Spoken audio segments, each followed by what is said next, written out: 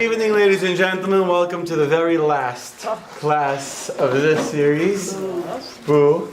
I got a big compliment from Laura that she's been struggling all week, so Baruch Hashem. I want to get into your mind and stay there. You know? Like the joke, whatever. I'll start off with a joke. So this guy comes to the rabbi and says, "Rabbi, today your sermon reminded me of God's love for the Jewish people." I said, "Wow, that's a very, very impressive compliment. I've got many compliments, but that's one of the best. Tell me, which part of the sermon was the part that really reminded you of God's love for the Jewish people?" He said, "All of it." He said, "All of it?" He says, "Yeah, it was just like God's love. It's enduring forever and ever." So our class is unfortunately not enduring forever and ever. They come to an end, unfortunately. The good news is there's always the next course. Thank God. What do you see? There's the next course. I will at the end of the class give you just a prelude to the next course. Unfortunately, the flyers didn't come yet, although we ordered them for the next course, which will be called Crime and Consequence on Criminal Justice Reform, which is a very, very hot topic issue. Probably the only safe political issue to talk about today that it is a bipartisan understanding. It doesn't make a difference if you're Republican, Democrat, it doesn't make a difference what you are. You recognize that our justice system is in desperate need of a serious overhaul. We'll be discussing things like the death sentence. We'll be discussing things like sentencing reform, the whole idea of prison in general from a Jewish perspective. We're discussing the rights of a felon to privacy. What should be more important? Us knowing if someone has a criminal history or a convicted felon of being able to maintain his privacy and be able to get a job. We'll discuss that. We'll be discussing witnesses that testify under plea bargains. If Judaism would accept such a testimony from someone that's definitely has something to gain by testifying. So we'll discuss these issues, each one, God willing, in the proper time. So definitely be a different style than this very philosophical course, but be very thought-provoking, very interesting. Anyway, getting on to our last class of tonight, of this course. We've discussed various challenges in our belief to God. We've discussed many obstacles in being a believing Jew in the 21st century. And today we're going to discuss the possibility of having a relationship with God. So let us begin with a thought-provoking song, a hymn from the Yom Kippur prayers. We do not know who the author is. Let's begin barreling right in the front of the room. Text number 1. Susan, text number 1, page 178. And while he's finding the page, I'll ask you a question. It's a good question. I asked my wife this and she had to think. I answered myself. When we're reading the different praises, the different descriptions that we'll read in a second of our relationship with God, try and choose which is the line that you think best describes your relationship with the one above. Okay? So go read out loud. I want to hear you. Text number 1.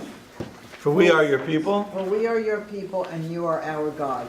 We are your children and you are our Father. We are your servants and you are our Master. We are your congregation and you are our portion. We are your inheritance and you are our lot. We are your flock and you are our shepherd. We are your vineyard and you are our watchman. We are your handiwork and you are our creator. We are your beloved ones and you are our beloved. We are your treasure and you are our God. We are your people and you are our King. We are your chosen ones and you are our chosen one. Beautiful. Okay, so that is a very beautiful poetic description of our relationship with God. So let me hear some feedback. Which one describes you best? Your relationship with God best? Anyone? Think about that one. That's a hard one. I have 2. 2? Okay. Out of these ones? Yeah. Should I say? Sure. Okay, we are your flock. Okay. And you are our shepherd. Okay. And the other one is we are your handiwork. And you are our creator. Okay, that's good. Rona? Oh, I'm sorry. Oh, yeah. I'm bad. I'll tell you mine. Mine was we are your beloved ones and you are our beloved. That was the one that I chose. What did Hans do? She didn't. She had to think about it. Didn't You. She's still thinking about it. Yeah. We are your servant, and you are our master. Okay. Now, do any of you find any of these metaphors troubling or surprising? You're all comfortable with all of them? Yes. Yes. I heard a yes. Who said yeah? Barry, what? Which one is No, I think I like them all, actually. You like them all? Yeah. You're easy to please. Okay. I have trouble with the word king. You don't like the word king, okay? It has like a negative connotation. Now, why do you think we need so many different... Anyone else want to say something before I ask the next question? Why do you think we need so many different descriptions for the same relationship? Because our relationship with God is so multifaceted. Okay. Saying it's every one of us has a multifaceted relationship with God, okay? There's different relationships amongst different people. Or you can say that different people have a different relationship with God, and therefore we need different metaphors to describe the different modes, the different styles of relationships that we have. So that's what we're going to talk about, yeah. I would say that some tend to go more towards fear of God, and some tend to go more of love. Excellent. Some go more towards fear, some more towards... We'll talk about both of those in a second. Servants versus masters, maybe more fear, whereas beloved is more love. But there's another one here too, being in awe of God. Right. So the two primary relationships that a Jew has is awe and fear of God, correct? Those are the two primary ones that a person deals with in his life. And we're going to talk primarily more about love, but about fear as well. And we're going to understand, what does it mean to have a relationship with a God that you cannot see, you cannot hear, you cannot touch? So before I even ask that question I almost touched on, let me first read to you in text number 2, and not me, we'll get to someone to read text number 2 and to read text number 2. Marty, you want to read text number 2? This is from the Rambam, from Maimonides, describing what would be the proper amount, the proper expectation of love that we should have for God. What is the proper degree of love that we ought to have for God? Our love for Him should be powerful and intense to the point that the entirety of our being is consumed with this love, such that it is constantly on our mind. Imagine a man who falls deeply in love with a woman to the point that he cannot remove her from his thoughts. He thinks of her when he sits, when he stands up, when he eats and drinks. One's love for God ought to exceed this love. Thus we are commanded, you shall love your God with all your heart and with all your soul. King Solomon referred to this degree of love for God when he exclaimed, I am lovesick. Indeed, the entire Song of Songs is a parable that describes this intense love. Okay, so we have something called Shir HaShirim, Song of Songs. Song of Songs is a metaphor written by Shlomo HaMelech, by King Solomon. That's meant to be a metaphor that describes this unbelievable love that we have for God. It's written in the woman's voice, in the woman's perspective. The woman, the bride, the girl is a metaphor for us, the Jewish people, and the man is a metaphor for God. So what does King Solomon describe in Shir HaShirim? You want to read? Text number 3. Okay, and Sue, right? No, you don't want to. Okay, Mindy. Text number 3. I was asleep, although my heart was awake, when I heard the sound of my beloved knocking on the door. Open for me, my sister, my beloved, my dove, my perfect one. Open quickly, for my head is drenched with dew, and my hair is soaked by the rains of the night. But I declined to get up to open the door. I responded, I have taken off my robe, must I put it back on? I have washed my feet, must I soil them again? My beloved extended his hand through a hole near the door. Upon seeing his hand, my feelings for him were aroused. I rose to open the door for my beloved. I scented myself, my hands dripped with myrrh. Myrrh flowed from my fingers onto the handle of the door lock. I opened for my beloved, but my beloved turned and was gone. My soul nearly departed from me because of his harsh words, with which he left me. I wandered the city streets and searched for him, but did not find him. I called for him, but he did not answer me. The watchmen who patrolled the city found me. They beat me and wounded me. The watchmen of the walls took my jewelry off me. O daughters of Jerusalem, if you find my beloved, what will you tell him? Swear to me that you will tell him that I am lovesick. Now, the emotion expressed in what you just read speaks for itself, right? It's a beautiful, beautiful description. I hear the sound of my beloved knocking on the door. My sister, my beloved, my dove, my perfect one. Reminds me of the joke of this guy who goes to visit his old friend, a co-worker, like married like 60 years. And he comes, he sees the guy, every time he calls his wife, my dear Harling, my honey cakes, my perfect one, my gorgeous one. So he's like, can't believe the whole night, the whole dinner, every time he refers to his wife, there's another expression of endearment and love. It's like, wow, what a beautiful thing. So next day, works his transfer says, it's amazing. I mean, tell me, 60 years you're married, and like you don't stop just calling all these beautiful romantic names, my sweetie pie, my gorgeous. What's the secret? He says, don't tell her, I forgot her name.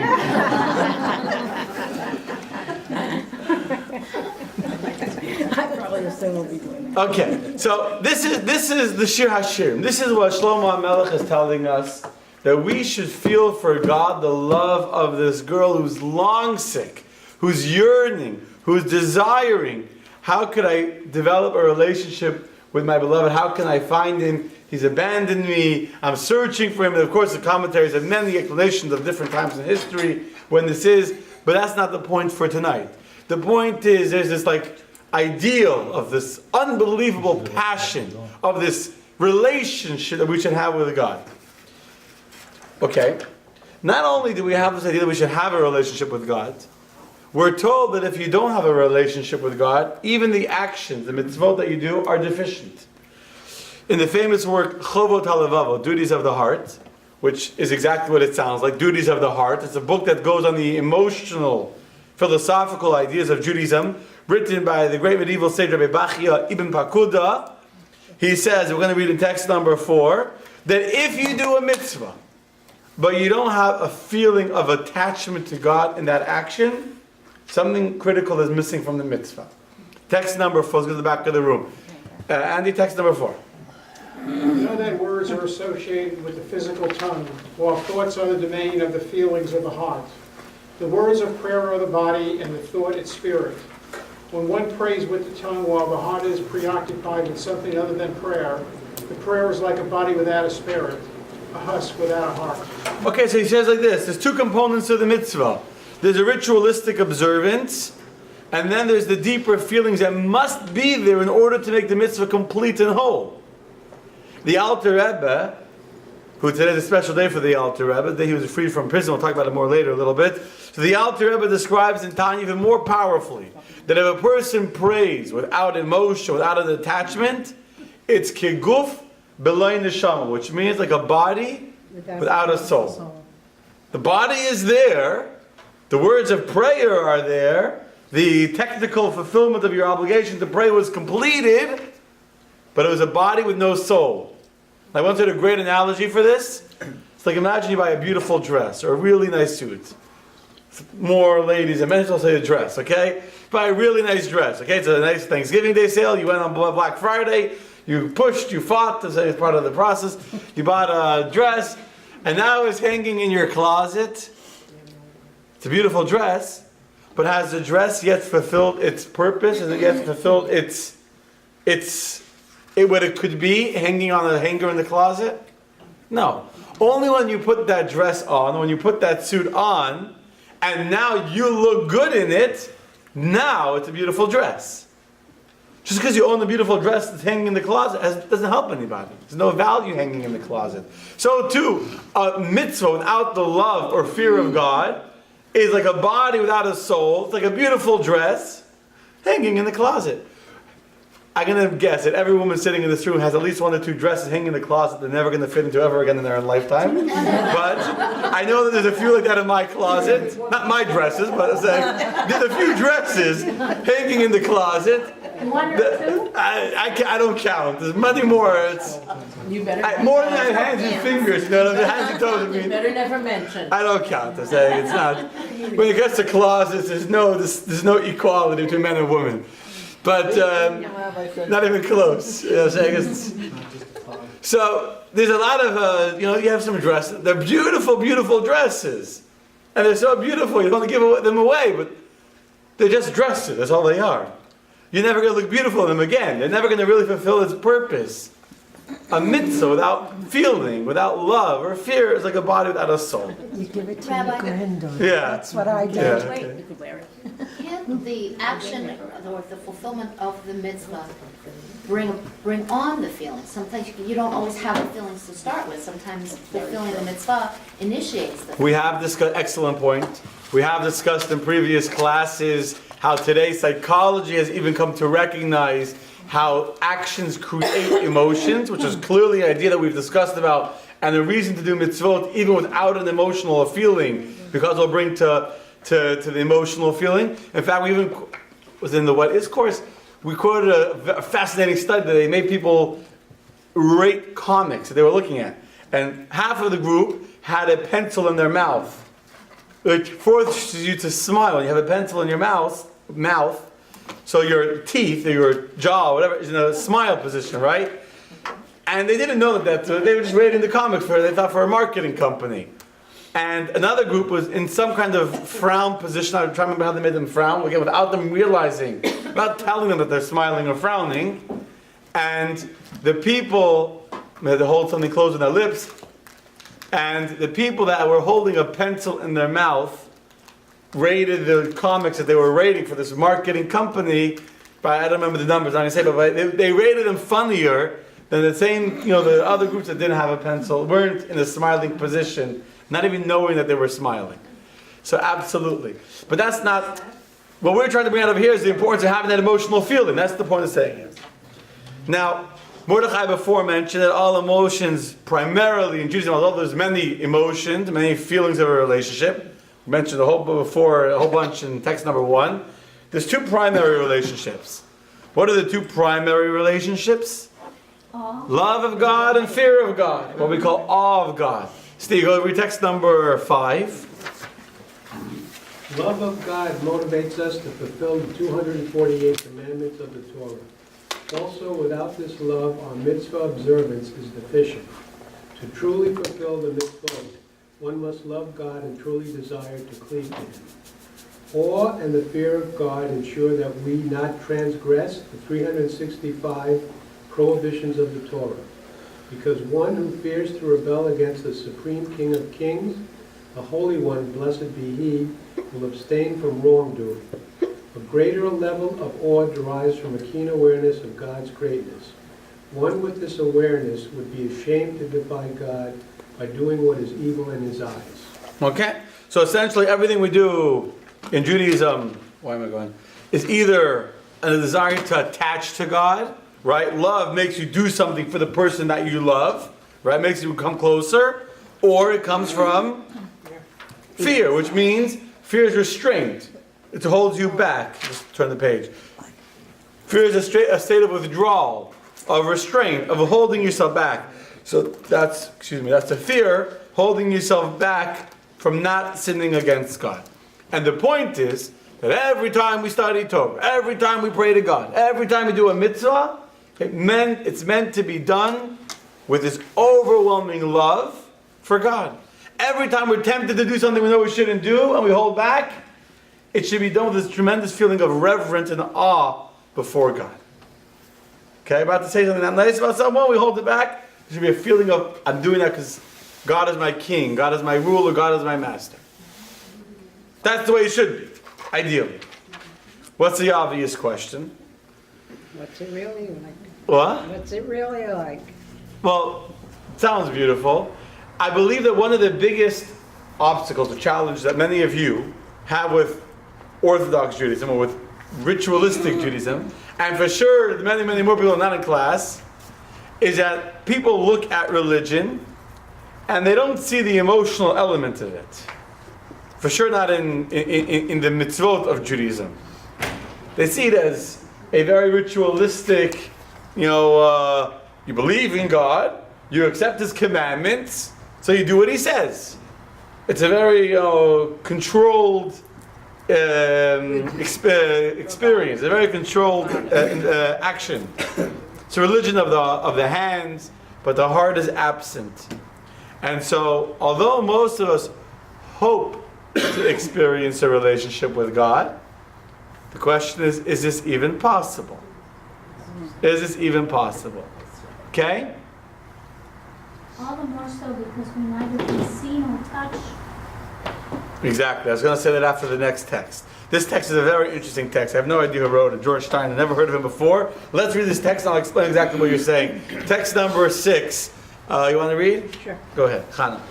The immensity. The immensity of the introduction of monotheism, its occurrence in real time, are certain and reverberate still. What must we recapture to mind? As nakedly as we can is the singularity, the brain-hammering strangeness of the monotheistic idea.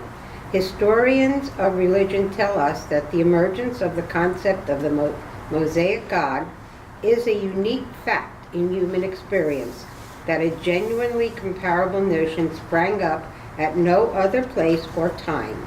The abruptness of the Mosaic revelation, the finality of the Creed at Sinai, tore up the human psyche by its most ancient roots.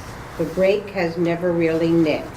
Demands made of the mind are, like God's name, unspeakable. Brain and conscience are commanded to vest belief. Obstinance, love in an abstraction purer, more inaccessible to ordinary sense than is the highest of mathematics. The God of the Torah not only prohibits the making of images to represent him, he does not allow imagining. Beautiful. Very interesting text. What's the point of this text? Not just that God is so great and so God is so invisible, so not in the realm of what we can wrap our heads around. There's no way for us to really have a relationship with him. Right? It's very hard to have a long-term relationship, a long-distance relationship. Now imagine how much more so if you're trying to have a relationship, there's no Skype, no WhatsApp video calls, no letters, he never writes back, never sends any presents, never responds to any, beyond the reaches of time and space. You can't call him, talk on the phone with him. You can't email. Yeah, so how do you have a relationship? I like to say the line that we all need to believe, we all need to spend time when we talk to God. And you have to believe that God hears you. But if you ever hear God talking to you, then you better seek help, right? So you got to talk to God, but don't expect God to talk back to you. How is that a relationship? But actually he does, if we're open to In it. his He sends you signs, messages. messenger. Now I want to explain to you why this question is a very unique, a special, important question. In lesson 2 of this course, we discussed our relationship we have with God. We discussed how is it possible, if you remember, lesson 2 is how is it possible for us to have a relationship with a great, invisible God that's so beyond us. What would we explain in lesson 2, if anyone remembers? I won't put you on the spot. Lesson 2, we were talking about how God takes an interest in our limited world, and God created the world because He wants us to make a home for God, etc. Lesson 4, we discussed how God is our comforter, sharing in our grief, with us in our time of sorrow. So we understand how God is able to transcend all realms of existence and come into our lives. That was lesson 2. The question I'm asking now is very different. How are we able to transcend, to have a relationship with Him? You understand? It's a whole different question. Lesson 2, we explained that God, in His infinity, decided He wants to have a relationship with us. So He told us, do mitzvot. He said, keep Shabbos. You go to shul on Shabbos, you keep kosher, you do this, you've connected to Him because you've done what He asked you to do. But the question of tonight is a very different question. How can we have a relationship with Him? How can we feel a love for Him? How can we relate to Him? Yes. Okay. Okay. Okay. So, if you go back to what you said that put me in such turmoil last week Yeah. about the fact that the world is only 5,000 whatever years old and God created all this other stuff as whatever a joke for us, then it makes, based on what you just said, why do we have to make a world for God? God created the world. Not a world. God created us. You know, we don't have to make a world for him to come down and be a part of. He could have created us any way he wanted so that he had exactly what he wanted without any of this other You're right. He could have created you a rock. He could have created you, I don't know, a cockroach or whatever, right? And then there'd be no expectation that you have a relationship with him. You would be a rock or whatever, and you do whatever. With the relationship already built in, without us having to jump through all the hoops. You could have. Then you would have been an angel. And that's not the point. What? He didn't create us perfect. That's correct. Not only He perfect. created us imperfect. Well, then you Deliberately. should accept us. We're not discussing, you're missing the point. The question today is not about being perfect, it's not about making the world a place for God. That was lesson 2. Today, we're closing off this course. How do I have a relationship where I feel connected to Him? And you know what? I'm going to answer you, not answer, I'm going to explain what I'm saying by saying what I was going to say anyway now. Which is, that in order to understand what it means to have a relationship with God, let's first make sure we understand what the word relationship means. The word relationship can have more than one meaning. On one hand, you can say, a relationship, for example, you can say a sentence, that this study will assess the relationship between the unemployment rate and political attitudes. There is a relationship between unemployment and your political views. What does that have to do? You lost me. The point is the word relationship. The point is not what the relationship is. There's a relationship between your upbringing or your income level and where you and then you know where you live or Forging some type of a connection. right. Meaning the point's not the relationship. The point I just picked an example of. Is the relationship. There's a relationship between if you're a college graduate and if you're going to vote Democrat or Republican or whatever. You understand what I'm saying? Yeah, where you were born and what language you speak. There's a relationship between that. Right. There's a relationship between everything in the world. Everything has a relationship. That's correct. So if you say a statement that there is a relationship between your income level, your income bracket, and your political attitude, or your unemployment, the unemployment rate and political attitude, that's a relationship. But that's not the relationship we're talking about, right? Deeper level, you say there's a relationship between the landlord and the tenant. Right, it's a give and take. Right.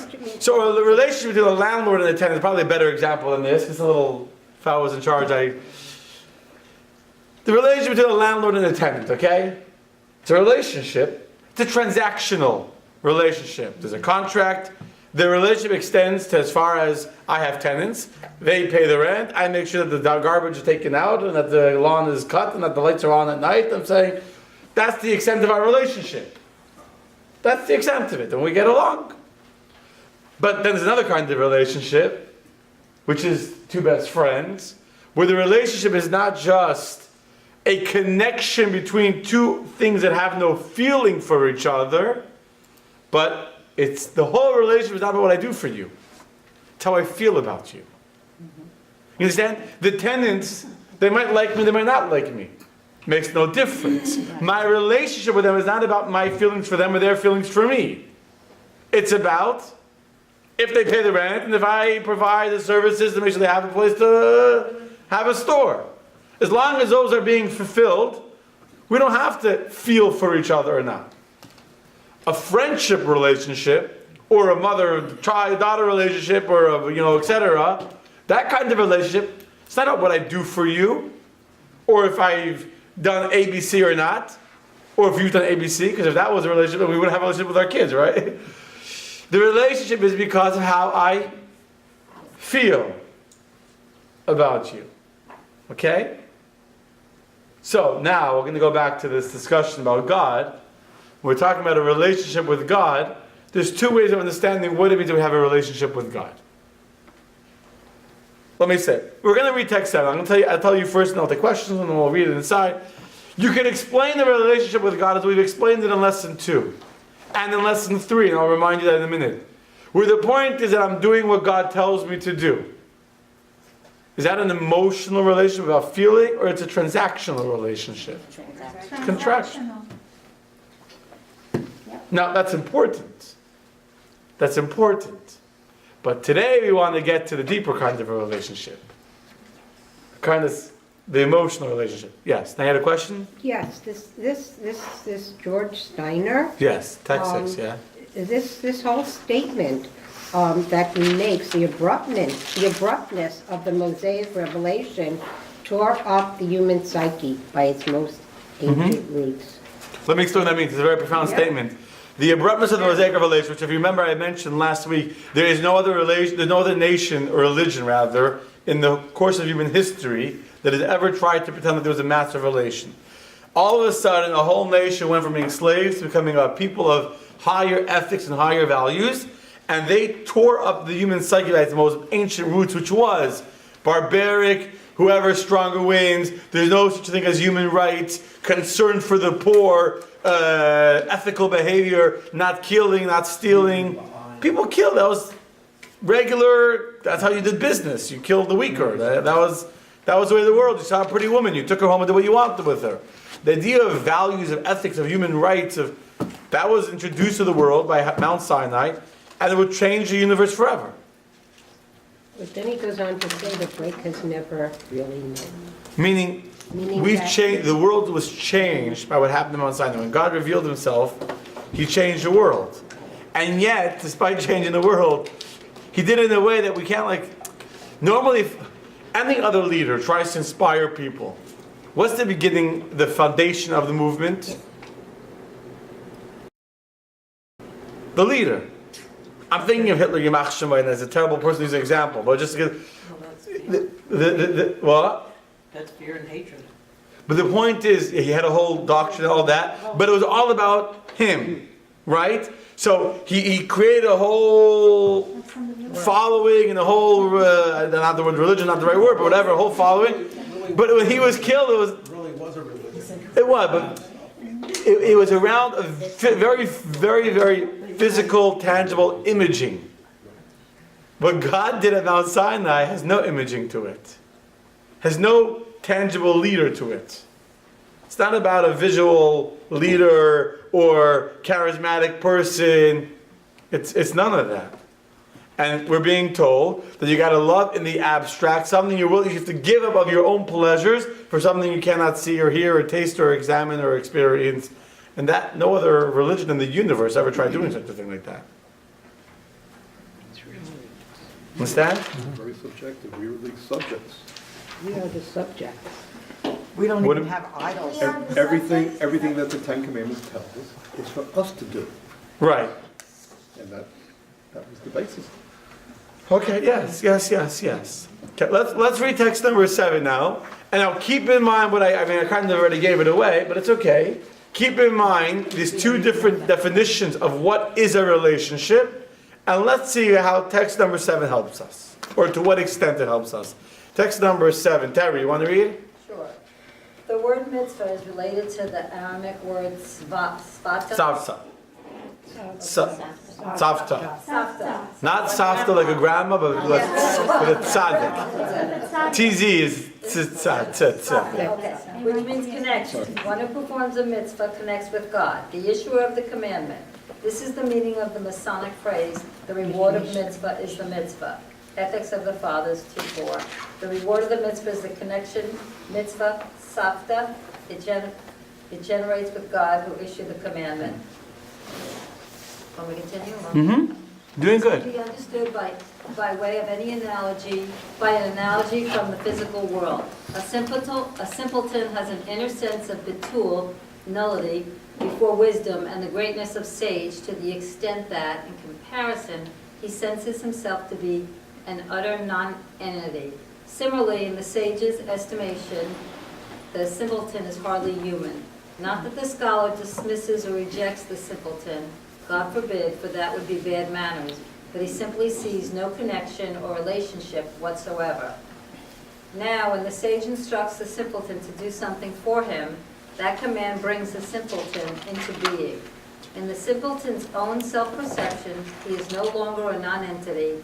He has assumed a status unto himself, and that he is able to carry out an order of the sage, and it is him that the sage addressed and instructed. In the eyes of the sage, too, the simpleton now exists. He is someone to whom the sage can speak and instruct. What is more, the command actually unites the lofty, exalted sage with the simpleton. The analog is obvious. It is understood that in the above analogy, it makes no difference whether the instruction regards a great and lofty matter or a simple and trivial. Exactly, beautiful. Thank you. Picture Albert Einstein and the fellow who empties out the trash in his office in Princeton. I'm sure that both are wonderful, great people, but with virtually nothing in common. Right? One is focused on the fabric of time and space, and the other is focused on the fabric of his mop. No relationship. But then if one day Albert Einstein comes to the janitor and says to him, my friend, could you do me a favor? Could you bring me a chair? Could you get me, I need a bucket for a science experiment? And he goes and he gets in the bucket. At that moment, this unbridgeable gap between them was just broken. Now they're on the same ground. They now have a relationship with each other. There's now, this dissonance disappears. There's a relationship. I'm going to show you a short, really cute video that brings out that idea.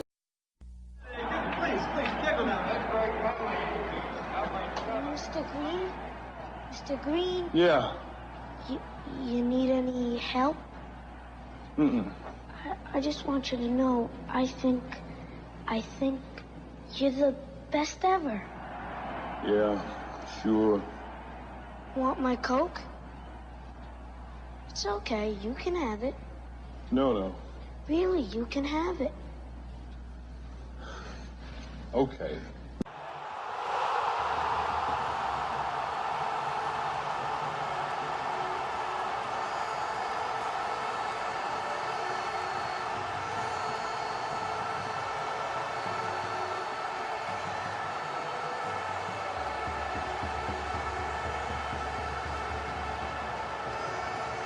Thanks, Mean Joe.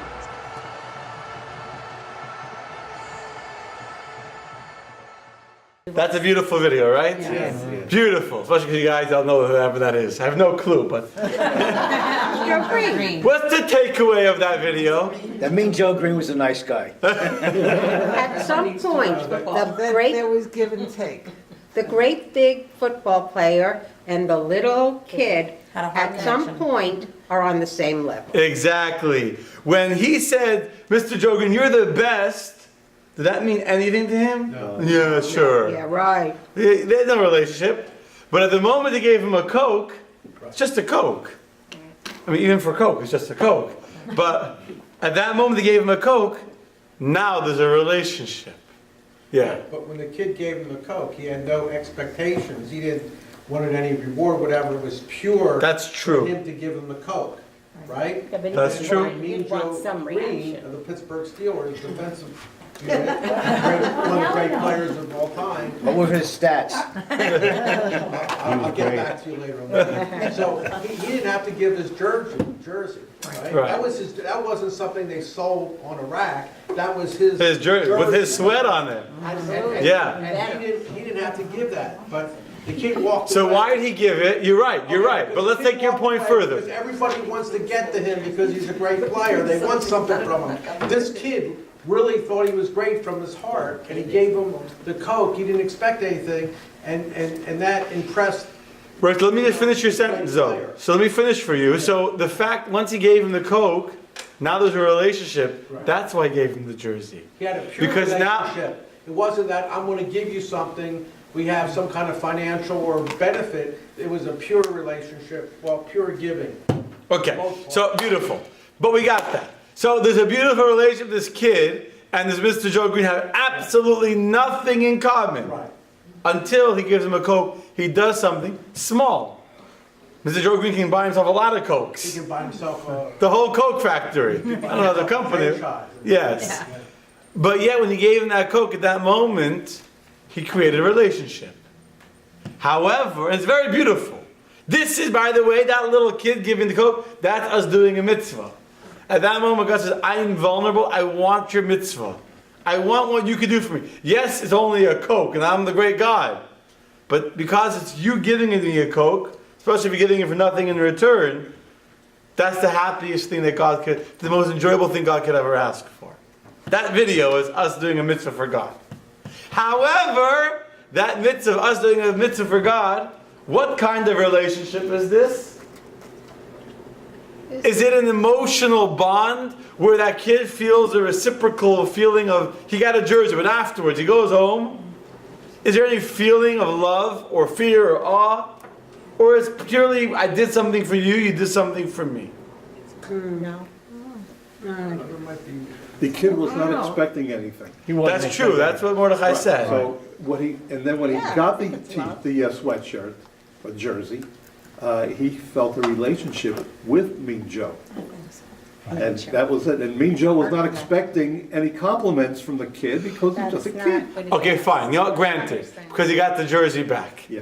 Let's say you do a mitzvah for God and you don't get any jersey from heavens. You know, you do the mitzvah and no jersey falls down from the skies to, bless you for your beautiful actions. What about them? Well, the kid was okay with that because he started to walk away. No, he wasn't He- okay. No, it wasn't When okay. you do He something- made that gesture. No, but he was happy. He met his idol. Terry, yeah. He met his idol. Yeah? He was happy just that he accepted the Coke, that he acknowledged him. Right. So you're saying now, but they're arguing, and they might be right. Just knowing that he drank my Coke was already. That was his Somebody- mitzvah, The that was mitzvah, his. the mitzvah is doing the mitzvah with, you're not supposed to expect anything in Right. return. When you're giving, when you're doing Right. anything, Right, and he did. you're doing it from your heart with no expectations of anything back. Absolutely, that's what the kid But the did. kid looked disappointed The as he was kids, walking away. exactly, that's what I'm saying, he looked disappointed. I hear you. I hear what you're saying. I hear what you're saying. He wasn't disappointed because he didn't get anything at that moment. He was disappointed because He didn't get- there was being no ignored. relationship. He didn't feel the relationship back He from felt it. ignored. It wasn't about the physical He didn't aspect. react. of getting- Okay. He didn't I- react. You didn't react. I disagree, Okay. I think the fact that he did take the Coke or whatever, he. Was a reward enough? Was reward enough, and then that way he felt that connection and. Play it again, look at the kid, you'll see. Replay. Okay. Bring out the Cokes. That's because that was What did you Donald say? Trump No when he was a kid. appreciation is what I The kid was disappointed. Right. So you're saying what Neil and okay. So Have you ever Yeah. heard of the book, The Love Languages? 5 languages of love. Yeah. Yeah, absolutely. It's a fantastic book. It's a So great that, book. in a, let's say, in a loving partnership, you want to give love to somebody, but the way you give love is maybe not the way that they principally need to receive it from you. That's So true. there's many, many different ways of loving someone so that you can make that connection. So Hashem showed us ways that we can show our love to Him through mitzvot. Not necessarily always the way we want to do it, but the way that we can best connect with Him. You're saying excellent point. Yeah. There's a couple reasons he could be sad because a few different things. That he was here, it was his idol, and then he had that moment, and he knew the moment was over. Okay. Right? I mean, there could be different reasons why, whatever. But the great thing, it was a great moment for that kid because he thought he was the greatest, and he got to meet, and someone. You're all saying good things. You're saying is good. You're all saying. I want to bring it all back into what we're saying in the class. You all could be right, by the way. The rabbi that said, he's listening to two guys arguing. So the rabbi says this one, you're right. He says this one, you're right. So his wife from the kitchen said, how could they both be right? Turns to his wife, says, you're also right. So you're all right, which means that there's different dimensions to the relationship here. On the one facet of it, on one dimension, we can agree with Terry that the moment that this guy took this little kid's Coke, he's already the happiest that can be. He drank my Coke, I got in there, I have a relationship with him. For the rest of his life, he'll remember that moment that he gave a Coke to Mr. Joe Green. And that's true, and that's wonderful, and that's good. Yet, there's also another level to the relationship where you say, I'm not happy just with that. I want something tangible I can hold. I want to see that he appreciated. I want to know that that was a valuable moment to him, not just to me. So that's going to a deeper level of the relationship, not just where I, in my mind, am thinking that I did something great. I want him to validate that I did something great. That's the jersey. The jersey, the physical, tangible validation of what he had done, how valuable it was to Mr. Joe Green. The same thing is with our mitzvot. On one hand, we do mitzvot, you don't have to say anything in return. Just the fact that God enabled you to have a way to connect to Him, beautiful, beautiful. At the same time, then there might be some people that say, I'm not happy just doing that because God said so. I want the validation. I want the jersey. I want the... But then even after that, there's a deeper level. Okay, so the guy got the jersey. This kid got the jersey. That's great. He was on the high for a week, for a month. He framed it and hung it up in his room. You think when he's 30 years old, that still defines his life? Is still... No. You say yes, most say no. Sitting in the store in the box in his garage. His wife is probably telling him, give it away to Goodwill. The point is, there's no... Okay, that's the question. So going back to the question on the board, which type of relationship is this? Even though at that moment it was very, very powerful. Is it a relationship between this kid and Mr. Joe? Is it a relationship between two objects that did something for each other? If you remember we described before, it's a contractual, I'll take it back a second. It's a connection with no feeling. We connected. I did for you, you did for me, and that's the end of it? Or is there actually a feeling for each other? Does Mr. Joe Green have any kind of emotional bond? Is there like a connection there? Heart to heart? You could see it in his face. You could see it in the smile before he gave him the jersey. The way he was feeling when it dawned on him, it's like it hit him, and he had that relationship, and he had that moment. But that was probably a moment that didn't last. Probably 10, 15 minutes later, it was gone. I wouldn't even say 10, 15 minutes. Okay, yes. Well, first of all, the kid, Now move on, yeah. the kid offered the Coke. He didn't want to take the Coke from the kid because he didn't want to take the Coke away from the kid. But then he realized how important it was for this kid to give him a Coke. So he took the time to drink the Coke to show the kid that he appreciated the Coke. And then, I think we're reading into it. no, A little bit. because here's the thing, I've been to sporting events trying to get autographs. Okay, I agree with Harry. Let's move on. We're going to finish the class. Okay. Anyway, we have two questions to deal with now. Question number one of tonight's class is, how is it possible to relate to an abstract, invisible, far away, unseeable God? Question number two is, why, or rather how, is this even important? Because at the end of the day, if just God, He transcends, and God tells us, you want to connect to me, this is what you should do, and we do it, and we have a relationship with God, why does how we feel even make a difference? Right? Whether or not the kid was excited or not, he got the jersey from the Mr. Joe Green, it's special. So, what I want to move forward now with text number 8, we're going to answer number 2 first. Why the emotional aspect of a mitzvah is so important? Meaning, not just that obviously we love to be able to feel like I love God, or I'm in a relationship with God, not just like in a contractual relationship, but an emotional relationship. But this emotional relationship is critical to having a proper fulfillment of Torah and mitzvot. Why? So let's read text number 8, which describes how the love of God and the fear of God are called wings. Why are they called wings? Text number 8. Neil, you want to read? Sure. Wings of a bird. Awe and love are figuratively called wings. Tikkun Zohar explains that those who study the Torah and perform mitzvot out of awe and love are called children of God. Otherwise, they are called fledglings that cannot fly. Just as the wings of a bird are not essential parts of the body, its life does not depend upon them, as we learned. If its wings were removed, it is kosher. The essential parts of the bird are its head and body, while the wings merely serve the head and body, enabling the bird to fly. So too, by way of example, the Torah and mitzvot affect the essential unity with God. Because of God's will that is present in them, the awe and love with which they are performed lift the Torah study and mitzvot and allow the will of God to be revealed in them. Right, okay? So we said before, the mitzvah is the body and the emotion is the soul of the body, right? If you remember lesson 2, we asked, how can we connect to God? And we explained 4 different reasons why people do mitzvot. Which are 4 reasons why people do anything they don't want to do in life. Anything inconvenient for them. The first is external. If you remember, we discussed law, punishment, reward. That's an external, extrinsic motivation. But then you have 3 kinds of intrinsic motivations why people do things. The first one, okay, these are the body and the soul. So what's the motivations for the mitzvah? Number one is self-refinement. Who goes to the gym? It's intrinsic motivation because you feel better afterwards. You know that you're doing good. It's an intrinsic self-refinement. The second is because of a relationship. We do things for our spouse, for our child, for our grandchild that we don't feel good about necessarily. They don't make us feel strong. But because I love you and care about you, I'm going to do it for you. Correct?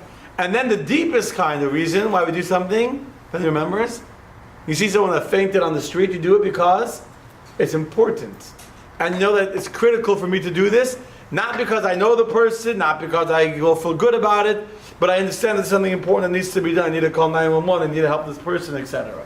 So to understand, I have an obligation to make a divine home for God in this world, and so therefore I do what God told me to do.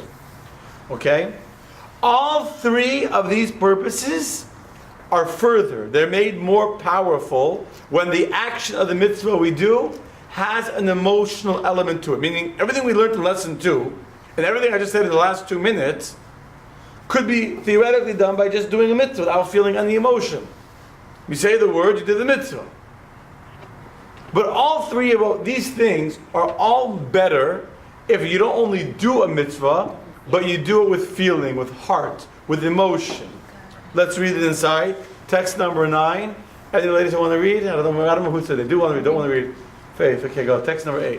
Mitzvot were given to enable the refinement of humanity. The performance of mitzvot refines us and connects us with God.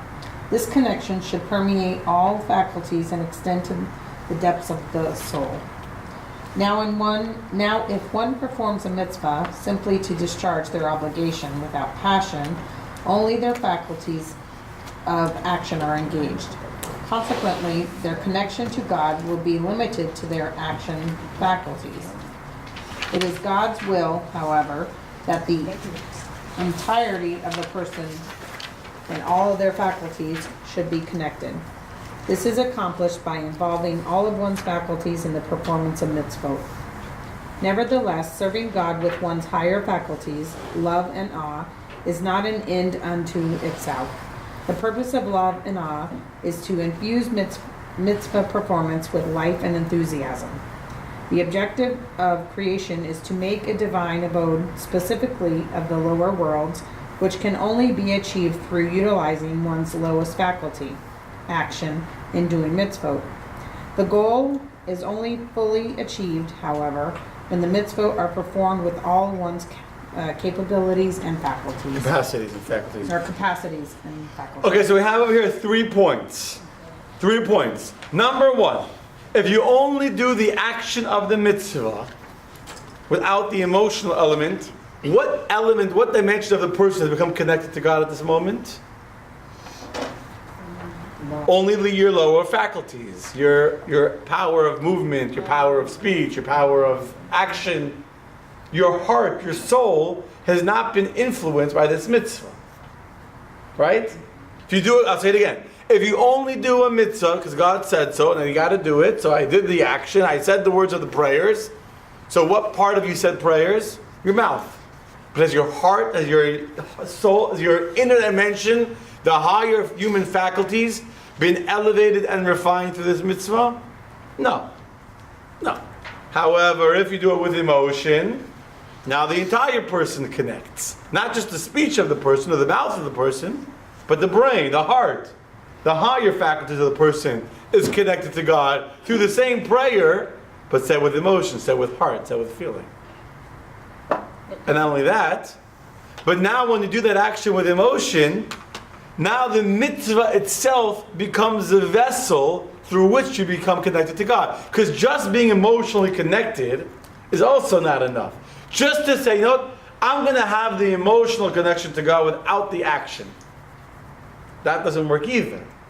You need to have the vessel to hold the emotion. So on your own, or on their own rather, emotions won't connect you to God. Feeling love for God in your heart will not make you in love with God. Like the story of the guy that his wife schleps him to a marriage council to the rabbi. So the rabbi says, well, she says, what's the problem? So she says, my husband doesn't love me anymore. So the husband turns to his wife and says, who told you I don't love you anymore? Where did you make that up from? Of course I love you. Why would you think I don't love you? She says, you never tell me I love you. You never said it to me. She says, hold on a second. Do you remember 20 years ago when we got married? She says, of course I remember. Do you remember when we stood under the chuppah and the rabbi was there and you looked so beautiful and I turned to you with this love and I said, I love you, my darling. I love you forever. She says, yeah, I remember that. She says, so I told you I love you forever. If anything changes, I'll let you know.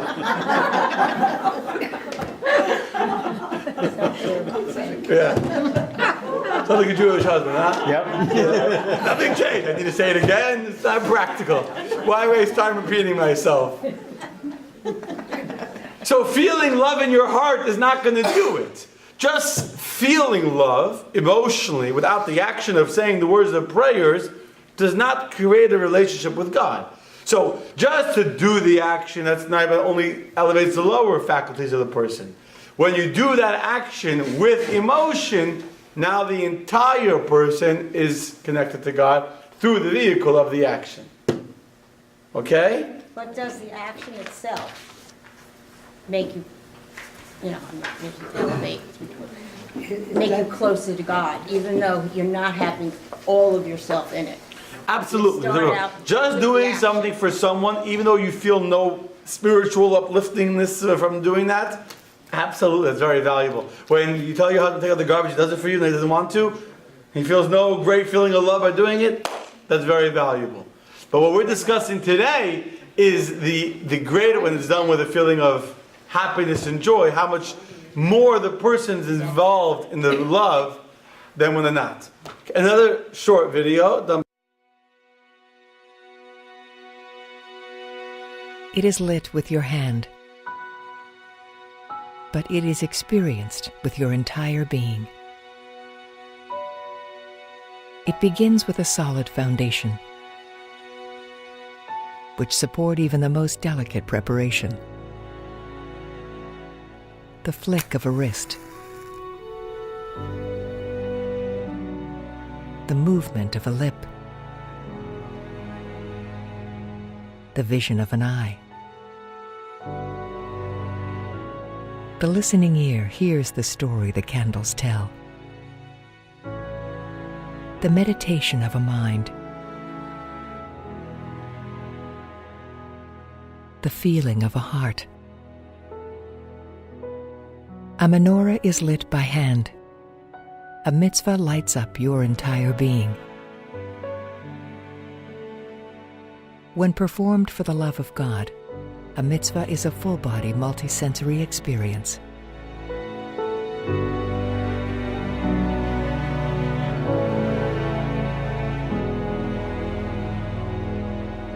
And now for a great story, okay? Ready for a business story? A business story, but it fits in, it's a beautiful story. It's a great line, In the mid-1990s, so the CEO and chairman of Intel, Andy Grove, called up business school professor Clayton Christensen to come consult for Intel.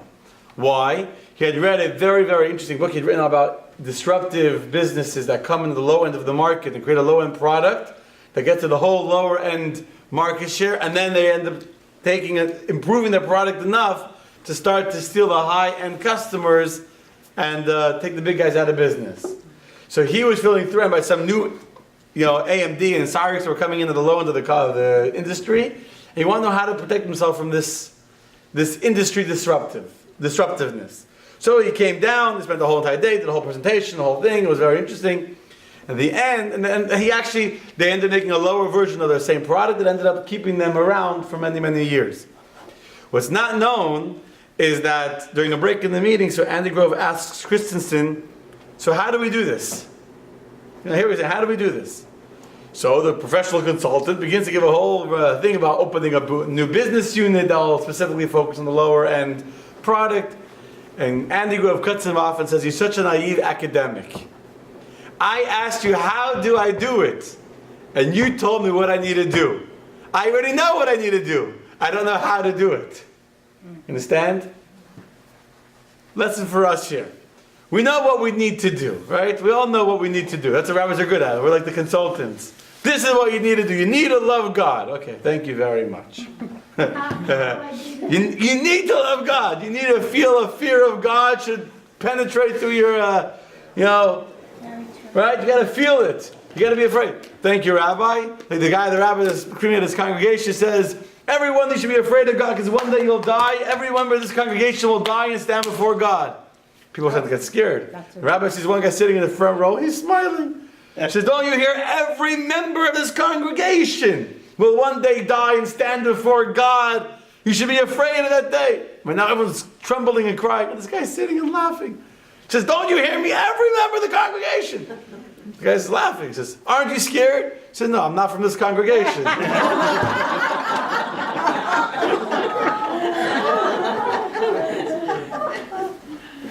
Okay, the point is, so we know what we need to do. Very good, right? We know that we can't just do a mitzvah as an action. That's good, but it's far from the whole story. You need to do it with your entire being, and that includes your emotions. But the question is, how do you develop an emotional connection, an emotive bond with God? The how is the hard part. Yes? The answer is not so simple. The answer is like this. In Chassidus is something called das. Dat is knowledge. It's not about a translation of a word. Dat means I can know something intellectually, I could fully grasp the concept, and yet it has no impact on my behavior. I could be a doctor, I could be a professional and understand and tell everyone you shouldn't smoke. I can understand how smoking is bad for you. It's not an interesting thing about teens, and I want to make the teens should go through, as part of getting their driving license, to go through a thing on how texting is dangerous, and it's like you're blindfolded, and you see the videos when you text, like you're blindfolded on the road for 8 seconds and takes whatever, So you put a teen through the whole thing, and they watch the video, and they know that if you're driving and texting is dangerous, and you can't see, and people die from crashes. Next day, you see your kid is on this texting while he's driving. I said, did you see the video yesterday? I said, yeah. Did you forget it? I said, no, I remember. Do you disagree with anything that you saw in the video? Do you disagree with the statistics? Do you disagree that it's dangerous to text and drive? No, I agree. It's dangerous. So why are you texting and driving? I mean, I can't say this to myself. We all understand perfectly well why it's dangerous to text and drive.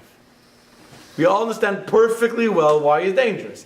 You don't need to be a brilliant, social, and yet, many of us do it. What's the problem? We're lacking in das. We understand it in bina, in the details, in an intellectual way. But that intellectual knowledge, the statistics we know, or the people we know, the videos we've seen have remained intellectual. And they have not transcended from the brain to the heart. They have not yet permeated my feelings. That level, that journey from here to here, in Hasidic terminology is called dat. To know, knowledge, to know. But not just to know intellectually, to really know. You can know something and then you know it. It's real to you. It's real to you. Famous analogy given is the story of this farmer that got a very formal, official-looking letter. He couldn't read it. There's a simple Jewish farmer. He goes to the town malamed, to the town teacher. Says, "Could you read me this formal letter?" He opens up the letter, starts to read that your father was sick and he died. The farmer hears his father died. He faints. So Shmuel Groening was in the story. Said, "How come the rabbi that's reading the letter firsthand, he's reading it like he's reading the newspaper, nothing happened to him? The guy that's hearing secondhand, he faints." What's the difference? The rabbi might be reading the information firsthand, but it's purely information. For the other guy, it's Zayin Tata, it's his father. It's not information. He knows the guy that's his. I know the guy. I mean, that's another more story, but I'll go further. A little low on time. I said a beautiful story yesterday, and no one that's sitting in this room was at the class yesterday. So I can say it again. Perfect. And it's the Alter Rebbe's yard. Today is Yutes Kislev. Yutes Kislev is the day that the Alter Rebbe was freed from prison, the day that was considered the Rosh Hashanah of Chassidus. So I'm going to tell you a story of a Chassid of the Alter Rebbe. His name was Moshe Meislish. Moshe Meislish was, I believe, a French Jew originally. And he was put by the Alter Rebbe to be a spy on the Tsarist, on the French army, on Napoleon's army. The Alter Rebbe passed away in 1812. At the beginning of the 1800s, very briefly, Napoleon was in a war against the Tsar, fighting to invade Russia. Many, if not most, of the Jews at that time were in favor of Napoleon. Why? Napoleon was promising emancipation, freedom, liberty, everyone to be equal. And many of the rabbis were looking forward to having this liberty of the freedom of Napoleon. The Alter Rebbe felt that the physical freedom of Napoleon will be far more dangerous to the Jewish people than the physical persecution of the Tsar. Jews living in Russia maybe had a hard time physically, financially, and yes, there were pogroms, but the Jews lived in their own little shtetl, in their own little communities, totally segregated from the Russian, from the non-Jews. There was no intermarriage, there was no assimilation. The Jews were living in their quarters, and the Russians were there was no integration. So the Alter Rebbe actually helped the Tsar in this war. One of the ways he helped was he put Hasidim, who spoke French, who were trusted by the French because the French knew that the Jews were in favor of the French, to be spies. So Moshe Meisler said that what the Alter Rebbe taught him, the Aleph of Hasidus, saved his life. The Aleph of Hasidus, the fundamental foundation, the block upon which all of the Hasidic philosophy is built, is that the brain controls the heart. The brain controls the heart. Mayach shalat al-halev. So he worked on himself so much that his brain should control his heart. His emotion should come from his brain. So much so, this is the story he's saying. He was once in the army command center, and the generals are looking through plans, and he had already gotten very valuable information from being in this command center that he had already sent through other Hasidim to the Tsar, or to the Russian army, and they had already once attacked the French, and the French now knew that there was a spy.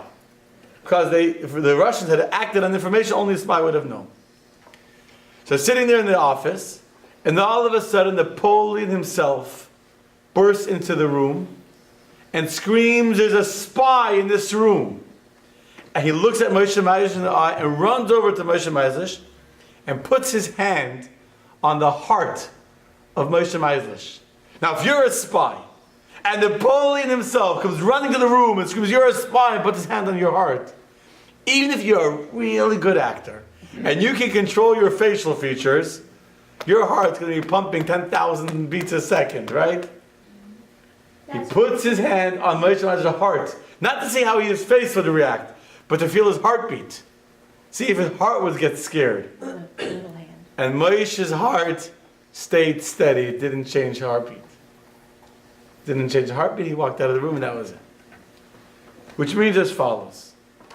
If you want to feel an emotional connection to God, which is critical to having a complete relationship with God, it begins in the brain. Begins in the brain. In his deathbed address in the deathbed address of of King David to his son Shlomo HaMelech, he says to him as follows. Text number 10. Who wants to read text number 10? Randy, you want to read text number 10? Sure. And you, my son Solomon, know the God of your father and worship him with a whole heart and with an eager soul. Listen, here's the secret. If you want to worship him with a whole heart and eager soul, which as we said before, is a mitzvah's own right and it's critical to do it properly, what's the secret? You got to have... What does it say, Randy? What did you just read? Know the God of your father. If you know the God of your father, then you'll be able to truly worship him with a whole heart. You cannot come to an emotional connection to God without creating a thought process in your head. But when you do a thought process, what happens? You learn about God, and you reflect upon what you've learned, and then you carry that thought over, you meditate, and then you take it into prayer. And then from the meditation and prayer, you take it into your daily life and you think about it over and over. It begins to become an emotional feeling. Okay? Here's how I want to end off as follows. We started this class 6 weeks ago on a very intellectual level. We took a topic which people don't think is intellectual, which is faith, and we very intellectually categorized what is faith, what is not faith, what is the definition of faith, the struggle, if you remember lesson 1, between our brain and our heart, and feeling faith to God. Today we're going to conclude how to fix that bridge. If you remember, we started lesson 1 and we said that this is the eternal battle between the logic of the brain that says, I got to believe what science says, or the logic of the brain, and the struggle of the heart. So today we're going to do an exercise. Because if you want to get to real faith in God is not logical. Real faith in God transcends logic. But the only way to get to that emotional state is by an intellectual process, which in Chassidus is called hisbonenut, contemplation, meditation, taking an idea and really going deep and analyzing and meditating and making it part of you. And when you do that, then that thought process becomes an emotional feeling. And when it becomes an emotional feeling, that becomes the real fruit of faith. So I'm going to do something now with you today that I've never done before. Don't get nervous. It's not going to involve that knife. I'm going to do something I've never done before. I'm going to try together to go through a real meditation. Do a real meditation together from the Tanya. And again, today is the Alter Rebbe's special day. In chapter 42 of Tanya, there's a number of meditations that are brought there. This is what we're going to do together. Sorry, chapter 46 is text number 12. We're not going to read it inside. I'm going to do it outside. I'm going to do it with a song. We're going to turn. Baruch, I want to turn the lights off. If you don't mind, can you get off for a second? I'm going to turn the lights off. I'm going to put on the song and take a. Oh, text number 11. Skip number 11. That's not really the point. Text number 11 is basically that every single person, the relationship is different to every person. And the meditation is different for every single person. And that's fine. We're going to do one together. Maybe we'll do a second one because I have more than one in my head. And, yeah, you can turn it off. Yeah. Yes. Perfect. Okay. Close your eyes. Oh, it's too loud. It's too loud. 1 second. 1 second. How we lower the volume here. Oops. With your feet flat. Don't cross your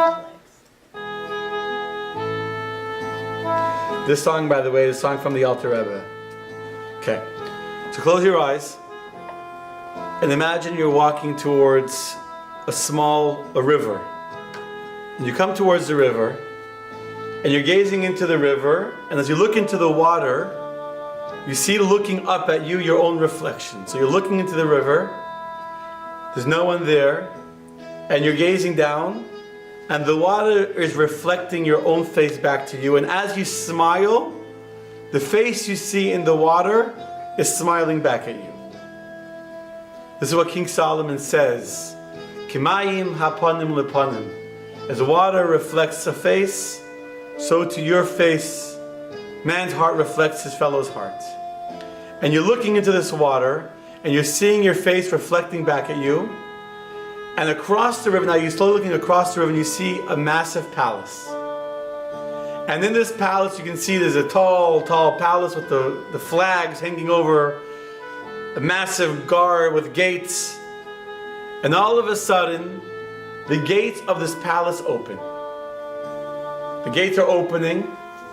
You can see a drawbridge going down over the river that you were looking into, the moat. And all of a sudden you see guards coming out of the palace, walking over the bridge, blowing their bugles, a whole royal procession, horses. And all of a sudden you can see the chariot of the king himself is coming out of the palace. A crowd is gathering next to you. All of a sudden there's a big crowd next to you. And you're watching in awe as the king himself is sitting in his wagon, in his chariot, his beautiful chariot. And his chariot goes with his entire procession. They're driving over the drawbridge, past the river into which you were looking into. And the wagon is driving, and all the guards are going. And you can see they're going into the distance to the city dump. Imagine this transposition from the beautiful palace, the royalty, the regality of the palace. And now you're watching from the distance as the king is entering into the city dump. He's walking into the garbage. It's smelly. It's dirty. You can see the discomfort of the king being in such a lowly place. And the king is digging through the garbage. And all of a sudden he finds a person sleeping there. A homeless beggar is lying there in the garbage. And he takes his beggar, and the king with his own robe wipes off his face, cleans him up.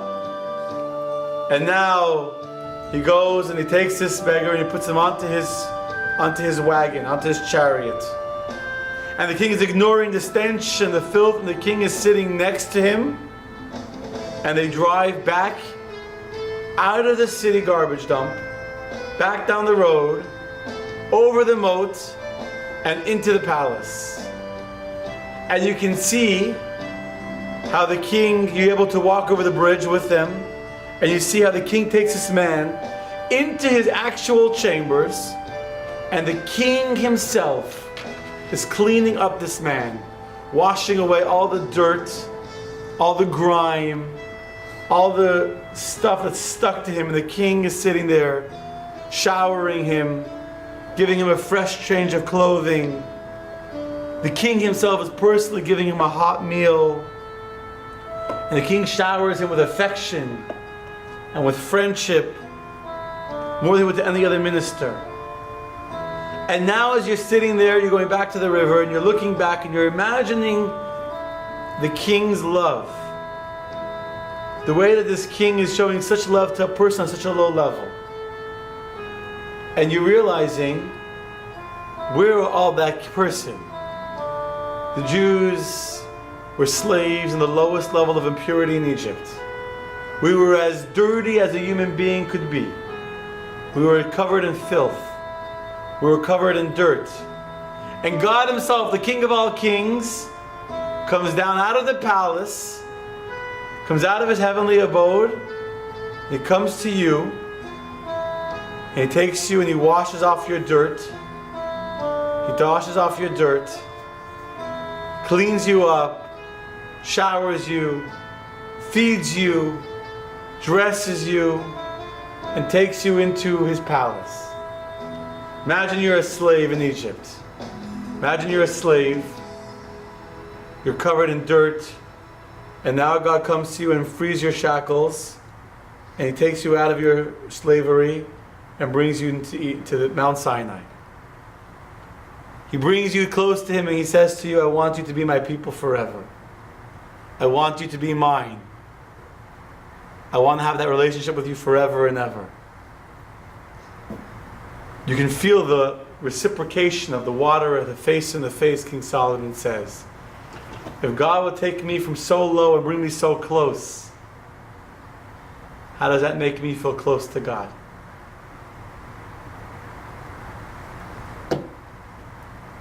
As the water reflects the face, so is man's heart towards God. That's one meditation. Should we do another one? You still absorbing that?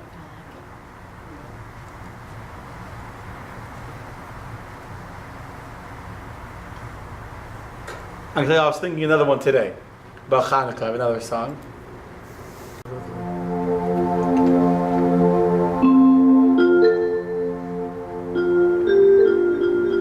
Imagine you're in complete, total darkness.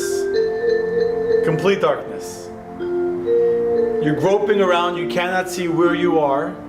You feel completely and totally alone. Completely alone.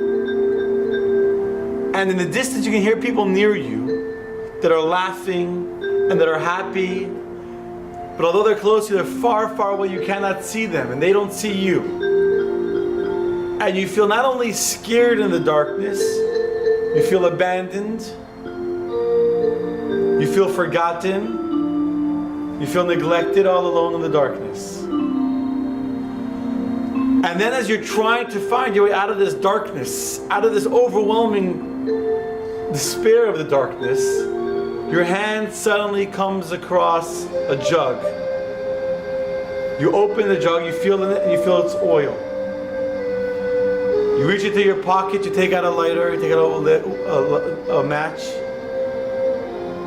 put in a wick, and you light this oil. And all of a sudden in the darkness, there's a single light. Imagine the darkness, complete, overwhelming darkness, and now you see one little light that's shining. And this light is shining, and you're holding on to the light, and the light keeps on moving and moving further, and you're going with it. And you're going through this light through generations. And the people that were laughing next to you fade away. And then you hear on the other side of you other people that are laughing. And then they fade away. And the light is a small light, but it just lights up the darkness as you hold on to it.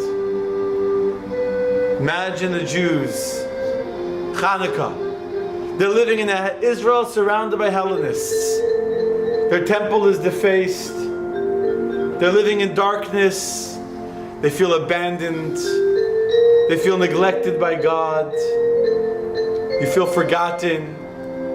You feel all alone.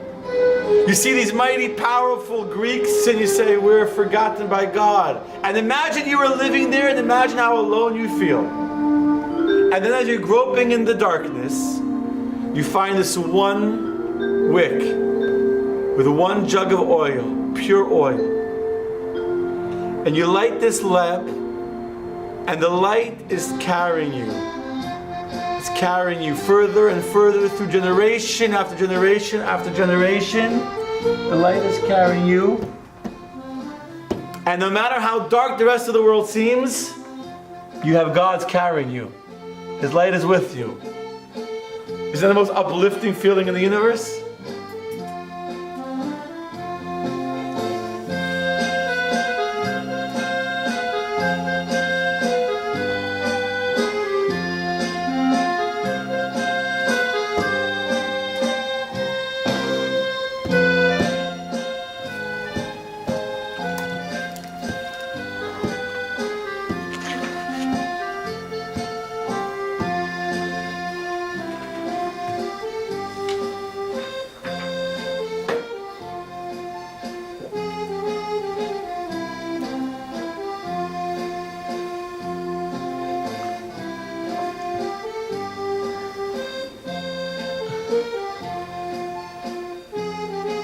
That's what you should be thinking about Hanukkah. When you light the menorah. You can light the menorah and do a mitzvah and you'll have your kids next to you.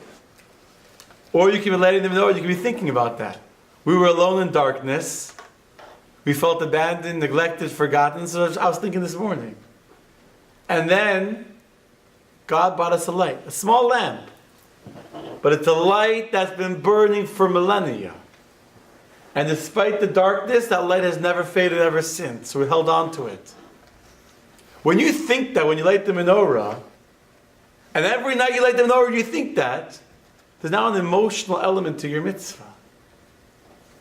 And the more you think like that, the one before about Egypt, every day you're supposed to think about leaving Egypt. When you say your prayers and you think about what God has done for you, and you begin to mentally, not just know that God is good to you, but you meditate on it. You do hitbonenut on it. You bridge that gap between the brain and the heart. That the heart begins to feel the emotions of love.